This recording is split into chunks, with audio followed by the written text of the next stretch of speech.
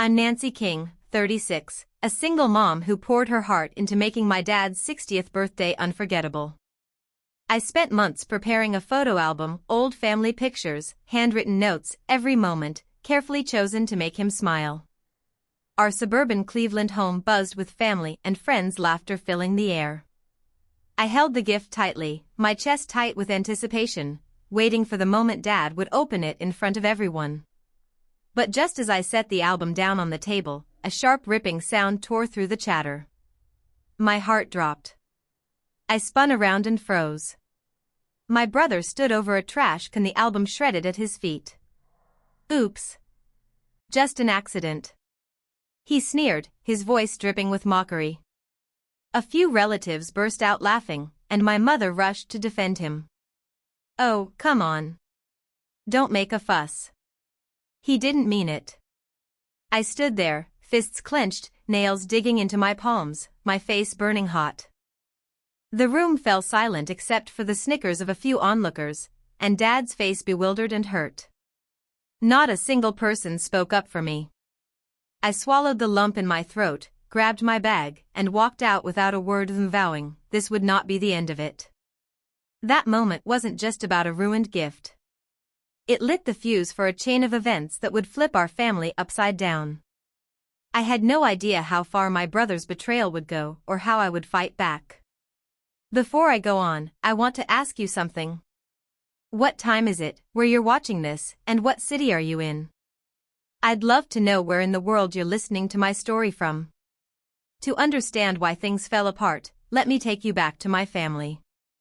Growing up in Cleveland, Ohio, I always felt like I was playing second fiddle in the King household. My parents, William and Frances, had a habit of showering praise on my brother, Stephen King, for every deal he closed as a hotshot marketing executive. His name was always on their lips. This Stephen at his latest campaign or fancy client dinner, stealing the spotlight at every family gathering, I didn't mind much. Or at least I told myself I didn't. I was busy enough as a single mom working long hours at the bank building a life I could be proud of. But deep down I wanted one moment to shine, to show Dad I could make him proud, too. That moment was supposed to be his 60th birthday. I'd spent months crafting a photo album, a tribute to his life. I scoured attics and old boxes for family pictures. Dad, as a young man, our childhood camping trips, Mom's old Polaroids. Each photo was a memory I pieced together, gluing them onto pages with handwritten notes about the stories behind them. I spent over $300 on custom binding archival paper and a leather cover, pouring my heart into every detail. It wasn't just a gift. It was a piece of our family's history meant to make Dad smile in a way I hadn't seen in years. The day of the party arrived and our suburban Cleveland home was alive with guests. Dad was in high spirits, laughing with old friends, his eyes crinkling the way they did when he was truly happy. I caught a glimpse of Stephen across the room, his posture stiff, his smile forced. His fiancée, Diane Porter, stood nearby, chatting politely, but glancing at him with a furrowed brow. I should have known something was off, but I was too focused on the moment, on handing Dad that album, on seeing his reaction. I set the album on the gift table, my fingers lingering on the leather cover, imagining Dad flipping through it. Later, the party hummed along with guests toasting Dad's milestone. I was chatting with a cousin when a sharp, unmistakable sound cut through the noise paper, tearing like a knife through my chest. My heart sank. I pushed through the crowd, my eyes darting to the gift table. It was empty. I spun around searching until I saw the trash can in the corner. Its lid slightly ajar. My legs moved before my brain caught up. There it was. My album, its pages ripped. Photos, crumpled, the leather cover slashed. Ink from my notes smeared across torn memories. My throat tightened and a wave of betrayal washed over me. I looked up and Stephen was there, leaning against the wall, his eyes cold. He didn't say a word, but his smirk said enough. I wanted to demand answers, to scream at him for destroying something so personal, but the weight of Dad's laughter nearby stopped me. I couldn't ruin his day. Not like this. I stood there staring at the wreckage of my gift, my hands trembling. This wasn't just about an album. It was about Steven's need to tear me down to keep me in his shadow. I didn't know it then, but that moment was the spark that would unravel our family, exposing truths we'd all ignored for too long. Right there at the party, I had to confront Steven. My pulse was racing, the torn pages of my album burning in my mind. I weaved through the crowd, my eyes locked on him as he lounged against the wall, sipping a drink like nothing had happened. "Steven," I said, my voice low but sharp. "Why did you destroy my gift?" He didn't even flinch. A slow mocking grin spread across his face. "Oh, that old thing, just an accident," he said, his tone so smug it made my skin crawl. No apology, no remorse, just that infuriating smirk, daring me to push further. I stood there, fists balled lead, wanting to shout to make him admit what he'd done. But the chatter of guests and Dad's laughter nearby held me back. I wasn't going to let Steven turn this into a spectacle. I grabbed my coat and slipped out the front door, my breath shaky in the cool Cleveland night. I needed to get away to keep my cool before I said something I'd regret in front of Dad. The image of those crumpled photos, my handwritten notes smeared with ink, kept flashing in my head. I'd poured my heart into that gift, and Steven had treated it like garbage. Worse, he enjoyed it. I drove home, my knuckles white on the steering wheel, replaying his words. How could my own brother do this? What had I ever done to him? Later that evening, my best friend, Carol Harris, showed up at my doorstep. She'd been at the party and saw me leave. "Nancy, what happened back there?" she asked, her voice soft but urgent. I let it all spill out: the album. Steven's sneer, the way he dismissed it as nothing. Carol sat with me on the couch, her presence steadying me as I vented my anger and hurt. "He's always been like this," I said, my voice cracking. "Always needing to be the center of attention, always putting me down." Carol nodded, her eyes full of understanding. "You don't deserve this," she said. "You put so much love into that gift, and he stomped all over it." Her words didn't erase the pain, but they helped me breathe a little easier, grounding me when I felt like I was falling apart. I thought the worst was over, but then my phone buzzed. A text from Steven. My stomach twisted as I opened it. "Nice try with that scrapbook, sis. Too bad it ended up where it belongs," it read, followed by a winking emoji. I stared at the screen, my blood boiling. He wasn't just cruel. He was relishing it. I wanted to fire back to tell him exactly what I thought of him, but I stopped myself. Replying would only give him what he wanted, a reaction, a fight. Instead, I tossed my phone onto the couch, my hands trembling with rage. Carol saw my face and grabbed the phone, her jaw dropping as she read the message. "He's unbelievable," she muttered. "Nancy, you can't let him get away with this." She was right. Steven's text wasn't just a taunt. It was a challenge, a reminder that he thought he could walk all over me and get away with it. I'd spent years brushing off his jabs, telling myself it was just how he was. But this was different. This wasn't just about a ruined gift. It was about him trying to erase my place in the family to make sure I stayed in his shadow. I paced my living room, Carol watching quietly, giving me space to process. "I'm not going to let him win," I said finally, my voice steady for the first time that night. "Not this time." As Carol left, promising to check in tomorrow, I sat alone staring at the ceiling. Steven's actions weren't just a one-off. They were a pattern, a way to keep me small. I didn't know how I'd make him face the consequences, but I knew I couldn't stay silent. That night, as I lay in bed, my mind raced with questions. Why did Steven hate me so much? Was it jealousy, spite, or something deeper? I thought about Dad, how happy he'd been before everything went wrong, and how I couldn't let Steven ruin that memory. I wasn't sure what my next step would be, but one thing was clear. I was done letting my brother walk all over me. 2 days later, I made a choice that shook things up. I'd done something I thought was generous.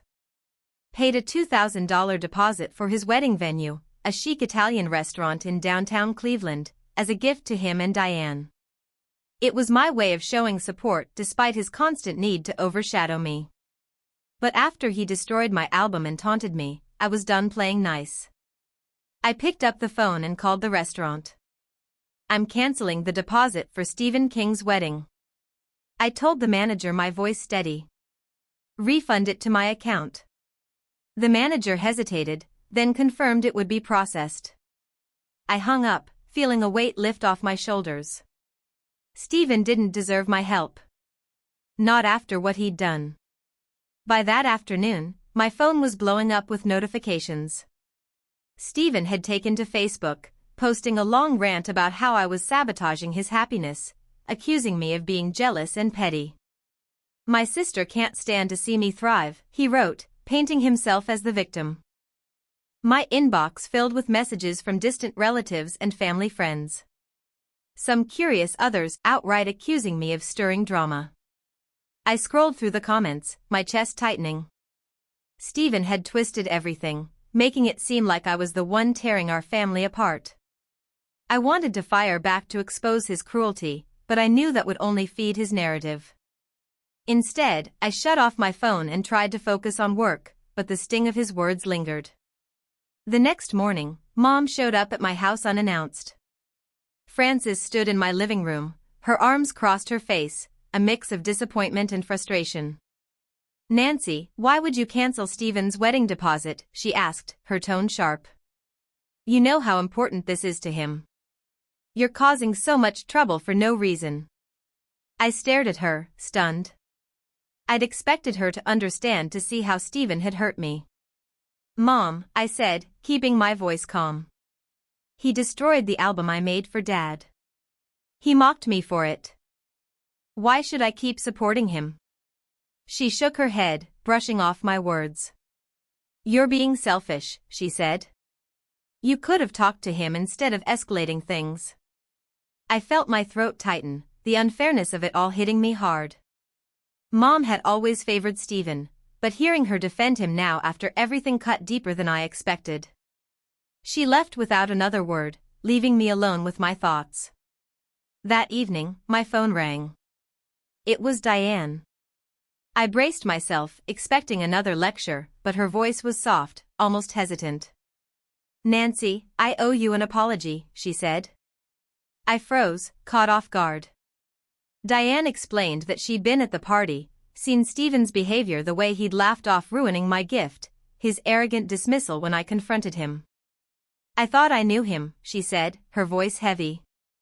"But that night, and the way he's been acting since, it's like I'm seeing the real Stephen. He's so selfish, so full of himself. I'm sorry I didn't speak up sooner." I sat down, my heart racing. Diane's words were a lifeline, a validation of everything I'd been feeling. "You don't have to apologize," I told her. "I'm just glad you see him for who he is." She sighed, promising to call again soon. Diane's call shifted something in me. For the first time in days, I felt like I wasn't alone in this fight. Stephen's actions weren't just hurting me, they were starting to unravel his own life. I didn't know what Diane would do next, but her words gave me a spark of hope. I wasn't going to let Stephen's lies on social media or Mom's accusations break me. I'd made my stand by canceling that deposit, and I wasn't backing down. As I sat in my quiet house, I realized this was bigger than a ruined gift or a family argument. It was about standing up for myself, about refusing to let Stephen's spite define me. I didn't have a plan yet, but I knew one thing. I was ready to fight back whatever it took. A week later, the consequences hit hard. I was at my kitchen table sipping coffee when Diane called again. Her voice was firm, almost cold. "Nancy, I've can-led the wedding," she said. "I'm done with Stephen." My jaw dropped. She explained she'd gone back to the Italian restaurant in downtown Cleveland and withdrawn the deposit, my $2,000, which she promised would be returned to me soon. "It's not just about the money," she said. "The way he trashed your album, the way he brushed it off with that arrogant smirk, it showed me who he really is. I can't marry someone so selfish.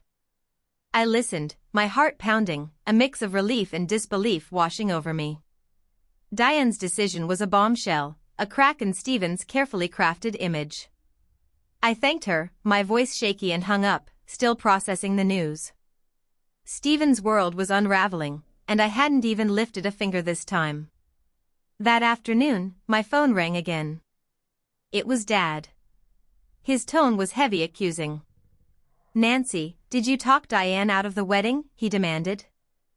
I froze, stunned by the question. "Dad, no," I said, my voice cracking. "I didn't do anything." Diane saw Stephen's true colors herself. But he wasn't convinced. "You can lend that deposit and now the wedding's off," he said. "You've gone too far this time." My chest tightened, his words, cutting deeper than Mom's had. I tried to explain about the album, Stephen's cruelty, Diane's call, but Dad interrupted, insisting I was stirring up trouble. "You need to fix this," he said before hanging up. I sat there staring at my phone, feeling like the ground had shifted beneath me. My own father thought I was the villain and Stephen was getting away with everything. I couldn't let this go on. Stephen's lies on Facebook were still spreading, painting me as the jealous sister out to ruin his life. I needed help to shut it down. That's when I reached out to Cynthia Burke, a lawyer recommended by a coworker. I met her at her office in Cleveland, a no-nonsense woman with sharp eyes and a calm demeanor. I laid out everything. Stephen's destruction of my gift, his mocking text, his social media rants. Cynthia listened, jotting notes, her expression unreadable. "This isn't just about rumors," she said when I finished. "It's defamation. We can send a cease and desist letter to make him stop." I nodded, feeling a spark of control for the first time in weeks. "Do it," I said. "I want him to know I'm not backing down." As we dug deeper, Cynthia dropped another bombshell. She'd done some research and found that Stephen had a history of selfish behavior, stories from former coworkers about him taking credit for their work, even an old college friend who'd cut contact after he'd betrayed their trust. "Diane called me yesterday," Cynthia added. "She's completely done with him. Apparently, his attitude after the party, bragging about how he'd handled you, was the final straw." I leaned back in my chair, stunned. Stephen's arrogance wasn't just hurting me. It had cost him, his fiancée, his reputation, everything. Cynthia's words were a strange comfort, proof that I wasn't imagining his cruelty. "What's next?" I asked. She outlined a plan, a formal letter to Stephen demanding he remove the posts and stop spreading lies, with legal action as a backup if he didn't comply.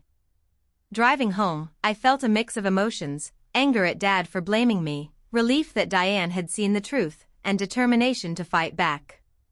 Stephen's actions had pushed me to a breaking point, but they'd also pushed others away from him. Diane's decision to cancel the wedding wasn't my doing, but it felt like justice.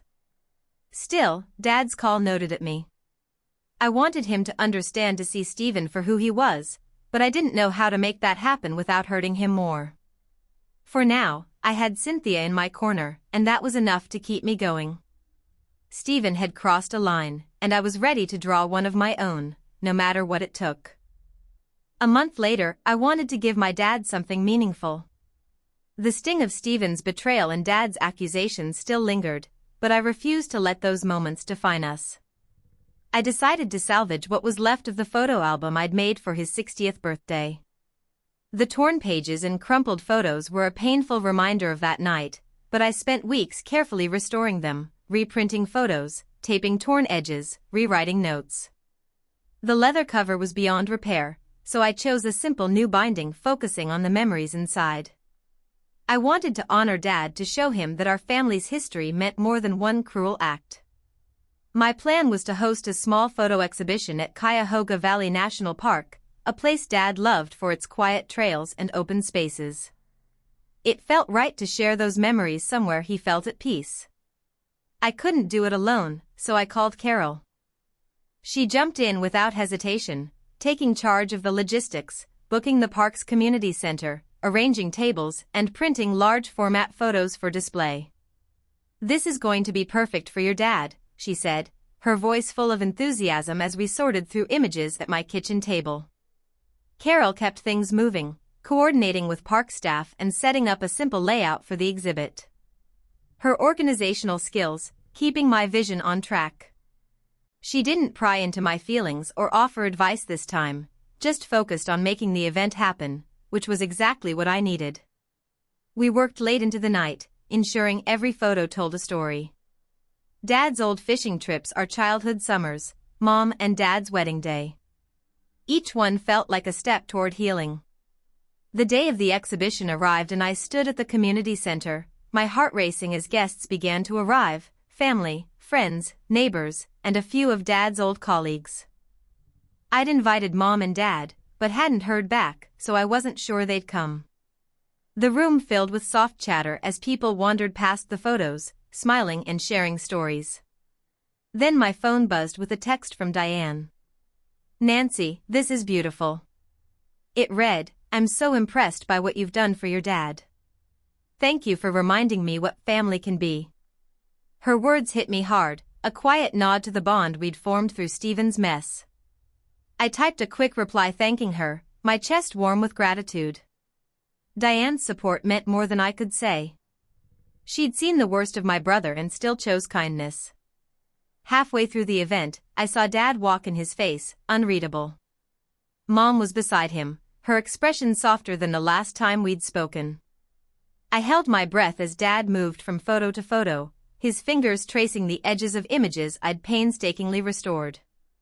His eyes lingered on a picture of us fishing when I was 10, his smile so wide it made my throat tighten. When he reached the end of the display, he turned to me, his eyes misty. "Nancy," he said, his voice low and rough. "I was wrong. I shouldn't have blamed you for what happened with Stephen." He paused, swallowing hard. This means everything to me. I'm so sorry." I stepped forward, wrapping my arms around him, tears stinging my eyes. "It's okay, Dad," I whispered. "I just wanted you to have this." We stood there holding on to each other, the weight of the past weeks lifting just a little. Mom joined us, her hand resting on my shoulder, a silent acknowledgement of her own regrets. The exhibition wasn't just about the photos. It was about rebuilding what Stephen had tried to break. As guests shared memories with Dad, laughing over old stories, I saw him light up in a way I hadn't seen since before the party. Carol caught my eye from across the room, giving me a thumbs up, her grin wide. The day wasn't perfect. Stephen's absence was a quiet reminder of the rift, but it was enough. Dad's apology, Diane's message, the photos that held our history. They were proof that love could outlast spite. For the first time in weeks, I felt like I was exactly where I needed to be, standing beside Dad, surrounded by the family we'd chosen to keep. 2 months after the party, Stephen tried to reach out. I was sorting through paperwork at my kitchen table when an envelope arrived. His handwriting unmistakable on the front. My stomach twisted, but curiosity got the better of me. Inside was a letter, his words neat and deliberate. "Nancy," it began. "I owe you an apology. I was jealous your independence the way your friends and coworkers respect you. It got under my skin. I shouldn't have destroyed your gift. I'm sorry." I read it twice, searching for sincerity, but all I could see was his smirk from that night. The way he'd called it, an accident without remorse. The letter felt like a performance, a last-ditch effort to save face after his life had unraveled. I folded it up, my hand steady, and set it aside. I wasn't ready to forgive, not after everything he'd done. I decided then and there to cut contact to protect the boundaries I'd fought so hard to build. That choice wasn't easy, but it felt right. Stephen's jealousy had driven a wedge between us long before the party, and his letter only confirmed what I'd suspected: he'd resented me for years. Not for anything I'd done, but for who I was. I didn't owe him a response or a second chance. I tucked the letter into a drawer, a reminder of why I needed to stay firm. My focus was on moving forward, not reopening old wounds. I'd spent too long letting his actions weigh me down, and I wasn't going back to that. A few days later, Mom came over, her face softer than I'd seen in months. Frances sat across from me at my dining table, her hands fidgeting with a coffee mug. "Nancy," she said quietly, "I've been wrong about a lot of things." Her voice wavered as she admitted she'd favored Stephen, always praising his career while overlooking my efforts. "I saw him as the one who needed lifting up," she said. "But I didn't see how it hurt you. I'm going to do better." Her words caught me off guard, stirring a mix of relief and pain. I'd waited years to hear her say that, but it still ached to know how long it had taken. "Mom," I said, reaching for her hand. "I just want us to be honest with each other." She nodded, her eyes misty, promising to try. It wasn't a full fix, but it was a start, a crack in the wall we'd built between us. Then came news from Cynthia. I met her at her office, the same one where we'd planned to tackle Stephen's lies. She leaned back in her chair, a faint smile on her face. "It's done," she said. "Stephen's taken down his posts, and he's been warned about further consequences." Her cease and desist letter had worked. Stephen had backed off, no longer spreading rumors about me online. Cynthia's efficiency was a lifeline, proof that standing up to him had been worth it. "You've got a strong case if he tries anything else," she added, her tone confident. I thanked her, feeling a weight lift. The rumors that had haunted me, calling me jealous as petty, were finally silenced. It wasn't just about the posts. It was about reclaiming my voice, my truth. As I drove home from Cynthia's office, I felt a strange calm settle over me. Stephen's letter, Mom's admission, Cynthia's victory. They were pieces of a puzzle I'd been trying to solve for months. I'd spent so long fighting to be seen, to prove I wasn't the villain Stephen made me out to be. Now, with Mom's promise and the rumors gone, I could finally breathe. Cutting Stephen out wasn't about revenge. It was about choosing myself, about protecting the life I'd built. I thought of Dad's apology at the exhibition. Diane's kind words, Carol's unwavering support. They were my family now, the ones who showed up when it mattered. Stephen's absence left a hole, but it was one I could live with. For the first time, I felt free, not just from his shadow, but from the need to prove I was enough. By the summer, I knew what family really meant. Dad and I had found our way back to each other, our bond stronger after the exhibition. We'd spend weekends together, sharing coffee and old stories, his laughter filling the gaps left by months of tension. He tried to bridge the divide with Stephen, even suggesting a family meeting, but I held firm. "Dad," I said gently, "I'm done with him." Stephen's letter, his half-hearted apology hadn't changed what he'd done. His jealousy had torn us apart, and I wasn't opening that door again. I'd also stepped back from Mom. Despite her promise to change, her years of favoring Stephen left a scar too deep for quick fixes. I needed space, and I wasn't ready to let her back in. Word reached me that Stephen had left Cleveland, moving to some city out west. His reputation had crumbled. Friends distanced themselves after Diane's decision, and his coworkers whispered about his selfish streak. The life he'd built on charm and bravado had fallen apart. His actions catching up to him. I didn't feel triumph, just a quiet relief that he was gone. His absence meant I could finally live without looking over my shoulder, without expecting another jab or lie to unravel my peace. Cynthia called one afternoon with an update.